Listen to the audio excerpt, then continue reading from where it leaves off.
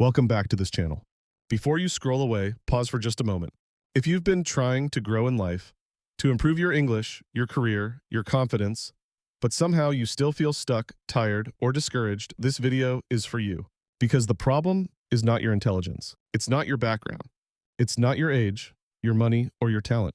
The real reason many people stop growing is something much deeper. Their mindset. Today, we're diving into one of the most powerful books ever written on personal growth, Mindset, The New Psychology of Success by Carol S. Dweck. This book didn't just give me ideas, it changed how I see failure, effort, and my own potential. And once you understand this one idea, the way you learn, work, and live will never be the same again. So if you want simple, powerful book summaries that improve both your English and your life, subscribe now and turn on the bell icon. Let's begin. At the heart of this book lies one simple but life-changing idea. There are two kinds of mindsets, and the one you live with will silently shape your future. Most people don't realize this, but long before success or failure appears on the outside, it is already decided on the inside by how you think about your abilities. The first type is called the fixed mindset.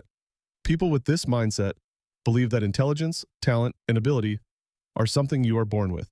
In their world, you either have it or you don't. You are smart or you're not. You're talented or you're average. And because they believe these qualities cannot change, they are constantly trying to protect their image. They avoid challenges, not because they are lazy, but because failure feels dangerous. To them, failing doesn't mean I need to improve. It means I am not good enough. So they choose safe paths, easy tasks, and familiar situations. Not to grow, but to avoid feeling exposed. Now let's look at the second type, the growth mindset. This mindset is built on a very different belief. People with a growth mindset understand that abilities are not fixed.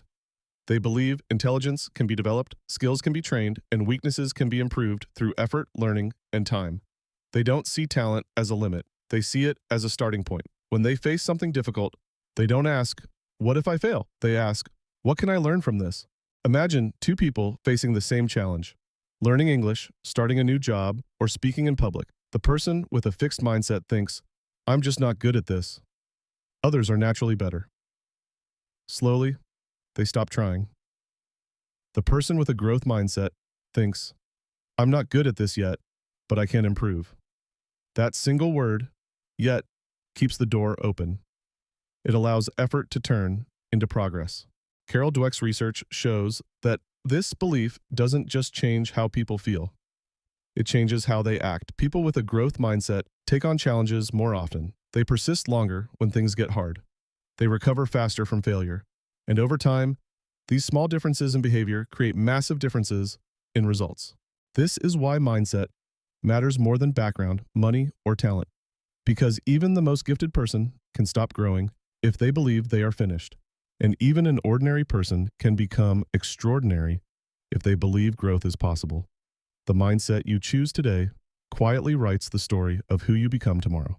Once you understand that two different mindsets exist, the next question becomes even more important. How do these mindsets actually operate in real life? They don't show up as labels. They show up as a voice. The quiet, constant voice inside your head that speaks every time you try, struggle, succeed, or fail. Carol Dweck explains that everyone has this inner voice, but what it says depends entirely on your mindset. And most people don't realize how powerful it is because they mistake that voice for truth. Imagine you're learning something new. Maybe you're speaking English in front of others, presenting an idea at work, or trying a skill you've never mastered before. You make a mistake. Instantly, the voice appears. For someone with a fixed mindset, the voice sounds harsh and final. It says things like, "This proves you're not good at this. You should stop before you embarrass yourself. Others are naturally better than you." This voice doesn't attack the mistake. It attacks you.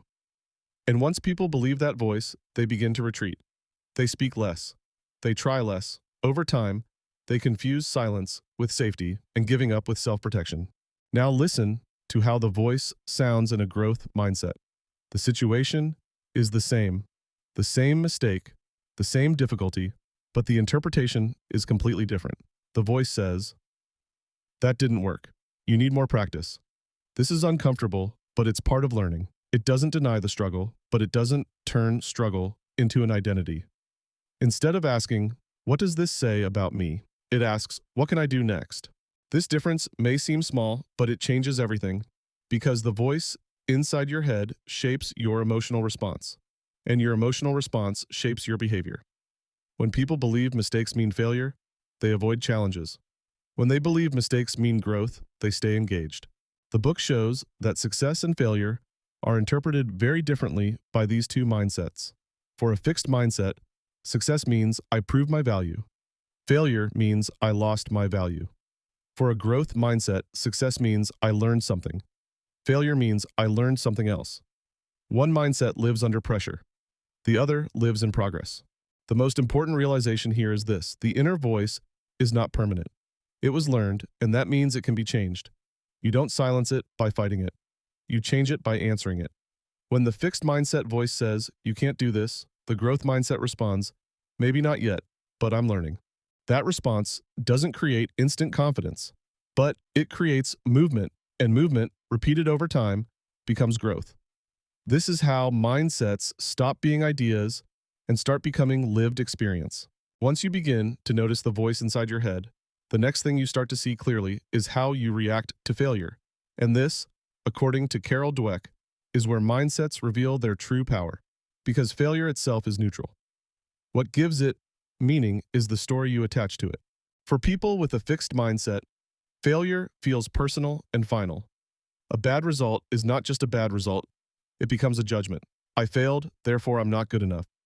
This proves I don't have what it takes. When failure is seen this way, it threatens identity. And when identity feels threatened, the natural response is to escape. People quit, avoid challenges, or lower their goals. Not because they lack ability, but because they fear what failure seems to say about them. But people with a growth mindset experience the same failure very differently. To them, failure is not a conclusion.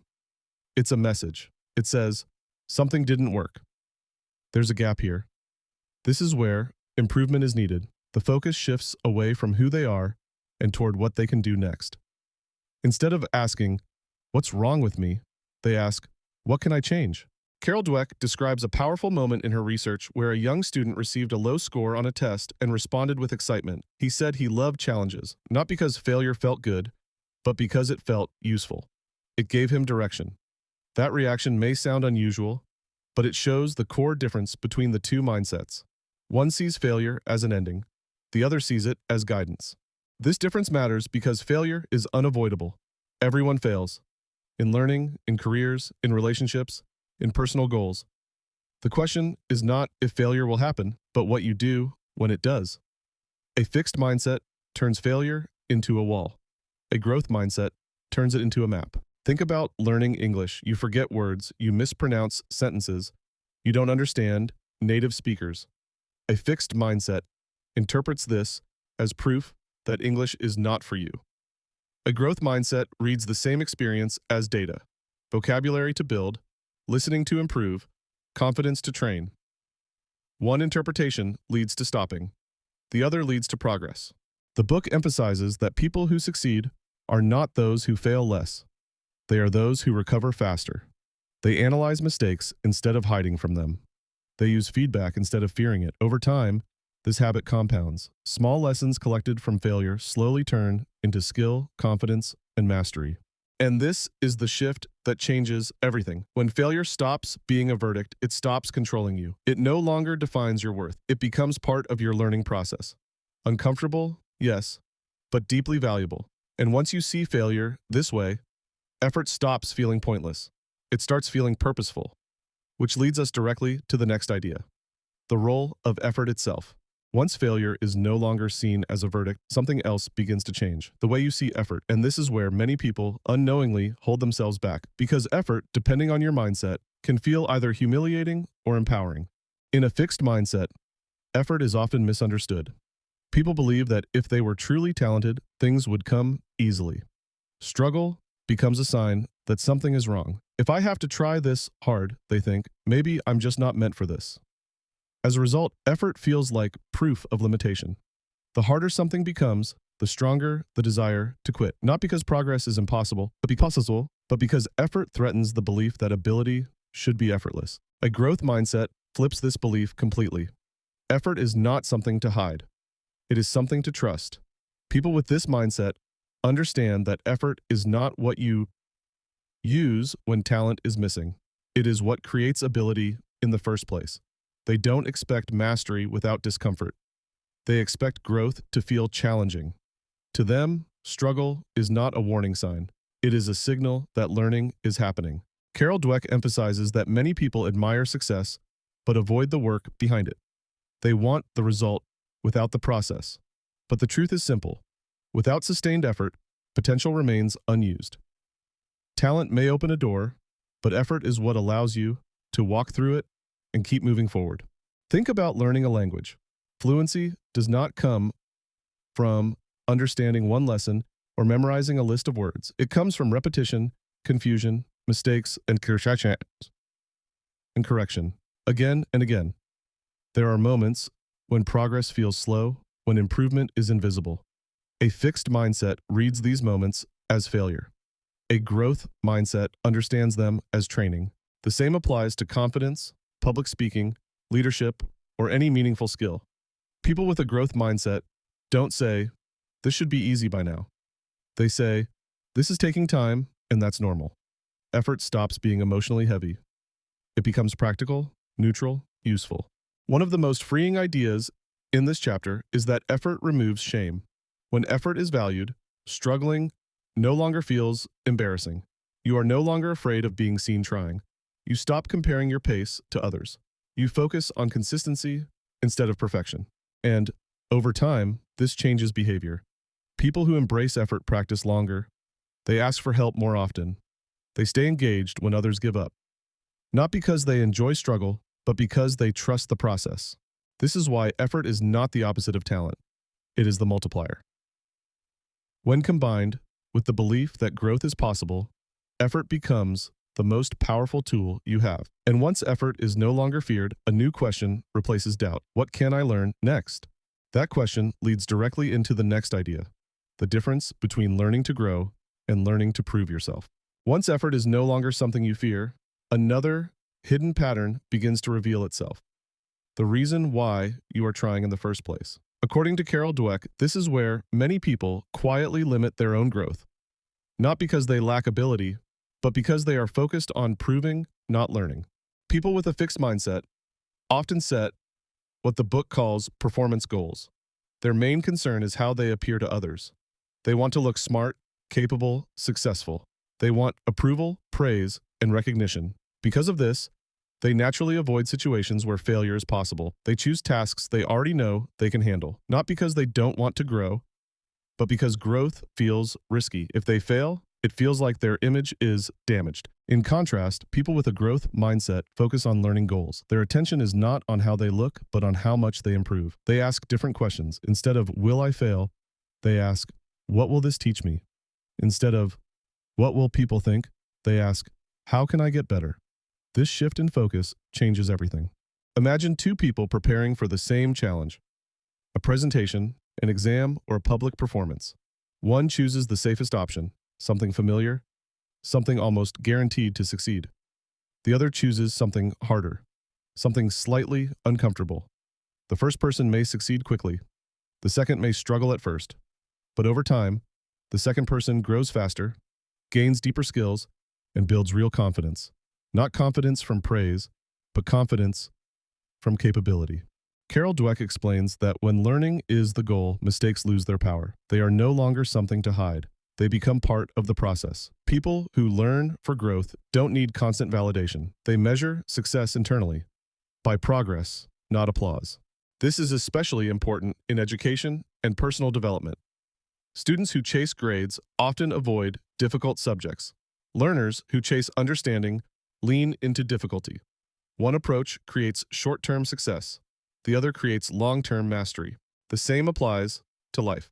If your goal is to prove your worth, you will constantly feel pressure. You will compare yourself to others. You will fear judgment.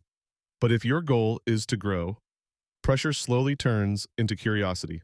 Comparison loses its grip, and progress becomes personal. The book reminds us that the most meaningful achievements don't come from trying to look good. They come from being willing to look imperfect while learning. When learning becomes the goal, growth becomes inevitable. And once growth becomes your focus, a powerful realization appears. Success is not about winning once. It's about building strength over time, which naturally leads us to the next idea. How real champions, in sports and in life, are shaped not by talent, but by persistence and mindset. When learning becomes more important than proving yourself, your definition of success begins to change. And nowhere is this shift more visible than in the world of sports, a place where talent, pressure, failure, and mindset collide under the spotlight. Many people believe champions are born. They say things like, he's a natural, or she was gifted from the start, but Carol Dweck's research reveals a different truth. The greatest athletes are rarely the most naturally talented. They are the most committed to growth. Take the athletes people admire most. Behind every victory is a long history of losses, discipline, and relentless practice. Michael Jordan was cut from his school basketball team. Serena Williams trained for hours every day, even after becoming world number one. Muhammad Ali was not the strongest boxer, but he trained harder than anyone else. Their success did not come from avoiding weakness. It came from confronting it again and again.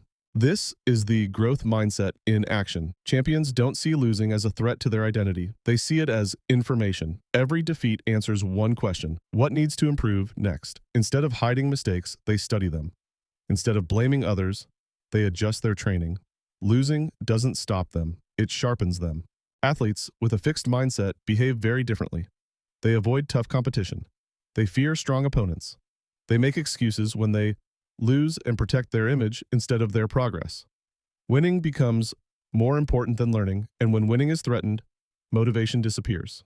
What separates real champions is not confidence. It is humility. Growth mindset athletes understand that mastery is never finished. They remain students of their sport, even at the top. They listen to feedback. They welcome coaching. They stay uncomfortable because they know comfort is where growth ends. This lesson extends far beyond sports. In life, business, learning, and relationships, the same pattern applies. People who grow the most are not those who succeed early. They are those who stay engaged after setbacks. They return stronger, wiser, and more prepared. Carol Dweck emphasizes that resilience is not toughness without emotion. It is the ability to learn through difficulty without giving up on yourself. Champions feel disappointment. They feel frustration, but they do not let those emotions decide their future. The greatest victory is not winning once. It is staying committed to growth long enough for improvement to become inevitable. When mindset shifts from protecting talent to developing ability, progress becomes unstoppable. And once this mindset enters not just individuals, but teams, families, and organizations, something even bigger happens, which brings us to the next idea: how mindset shapes leadership, culture, and the people we influence every day. When we see how mindset creates champions, a deeper truth begins to appear. Mindset does not stay inside one person. It spreads. It influences how we lead, how we work with others, and how we build relationships. According to Carol Dweck, the mindset of one individual, especially a leader, can quietly shape the culture of an entire group. In leadership, the difference between a fixed mindset and a growth mindset is profound. Leaders with a fixed mindset believe talent is rare and intelligence is fixed. They worry about looking competent at all times. Because of this, they often reject feedback, avoid admitting mistakes, and surround themselves with people who agree with them. Their goal is not improvement, but protection of their image, their authority, their status. Over time, this creates fear. Employees stop speaking honestly. Innovation slows down. Mistakes are hidden instead of corrected. The organization may survive, but it stops growing. Growth mindset leaders operate from a very different place. They believe people can learn, improve, and surprise them. They are not threatened by questions or disagreement. Instead of asking, who is the smartest person in the room, they ask, what can we learn together? These leaders encourage effort, reward progress, and treat mistakes as opportunities for learning rather than reasons for punishment. The result is a culture of trust. People feel safe to try, safe to speak, safe to fail and recover. And in such environments, creativity and performance rise naturally. The same mindset principles apply beyond leadership, especially in relationships. In love, friendship, and family, A fixed mindset often shows up as unrealistic expectations. People believe that if a relationship is right, it should be easy. Conflict feels like failure. Criticism feels like rejection. Instead of communicating, people withdraw or blame. A growth mindset transforms relationships by changing the goal. The goal is no longer perfection, it is understanding. People with a growth mindset believe relationships can improve through effort, honesty, and patience. They listen instead of defending. They ask, how can we grow from this, instead of who is wrong? This mindset allows people to apologize without losing dignity, to receive feedback without feeling attacked, and to face challenges without giving up on each other. Over time, relationships become stronger, not because problems disappear, but because growth becomes normal. Carol Dweck reminds us that mindset influences not only what we achieve, but how we treat others along the way. A fixed mindset builds walls. A growth mindset builds bridges. And when growth becomes the foundation of leadership and connection, something powerful happens. People stop fearing change. They start welcoming it, which brings us to the final idea, the most hopeful one of all. The fact that mindsets are not fixed, and they can be changed. After seeing how mindset shapes success, leadership, and relationships, the final and most important question remains. Can a mindset actually be changed? According to Carol Dweck, the answer is clear and deeply hopeful. Yes, not instantly, not magically, but intentionally and steadily. Many people believe their mindset is who they are. They say things like, I've always been this way, or I'm just not confident, or I don't handle failure well. But the book makes one thing very clear. A mindset is not an identity. It is a pattern, and patterns can be rewritten. Change begins with awareness. The moment you notice the fixed mindset voice, the one that says, you can't, you're not good enough, or you should quit, you've already taken the first step. That voice doesn't disappear overnight, but you don't have to obey it. You can respond to it. You can question it. And most importantly, you can replace it. Instead of fighting the voice, the growth mindset answers it. When it says, you failed, the response becomes, what can I learn? When it says, this is too hard, the answer is, hard means I'm growing. These responses may feel uncomfortable at first. They don't create instant confidence, but they create movement. And movement, repeated over time, creates change. The book emphasizes that mindset shifts happen through small actions, not dramatic moments. Choosing to try again after rejection. Practicing a skill even when progress feels slow. Praising effort instead of results. Encouraging growth in others. Each of these choices strengthens the growth mindset muscle. And this change doesn't have an age limit. People in their 30s, 50s, even 70s have transformed how they see themselves by changing how they interpret challenges. Growth is not reserved for the young or the gifted. It belongs to anyone willing to learn. Perhaps the most powerful message of the book is that changing your mindset doesn't just change your life. It changes the lives around you. When you respond to failure with curiosity instead of fear, others notice. When you value effort over perfection, people feel safer around you. Growth spreads. The book ends with a quiet but powerful reminder. You are not finished. You are not limited. Every challenge you face is not a wall, but a doorway. And the key is not talent, luck, or approval. It is the belief that you can grow. Your mindset is not a label placed on you. It is a choice you make, again and again. And each time you choose growth, you take one step closer to the person you are becoming. If this message made you pause, think, or see yourself a little differently, then this video has already done its job. You are not behind, you are not broken, and you are not out of chances. Growth is not about being perfect. It's about showing up, learning, and choosing to continue, one step at a time. If you want more videos like this, calm, clear, and meaningful lessons that help you improve your English while strengthening your mindset, take a moment to subscribe to this channel and turn on the notification bell. New videos are shared regularly to support your growth, not rush it. And before you go, ask yourself one simple question. Where can I choose growth today instead of fear? Hold on to that question. Carry it with you. Thank you for spending this time here. Take care of yourself, keep learning, and I'll see you in the next video. Until then, stay patient, stay curious, and keep growing.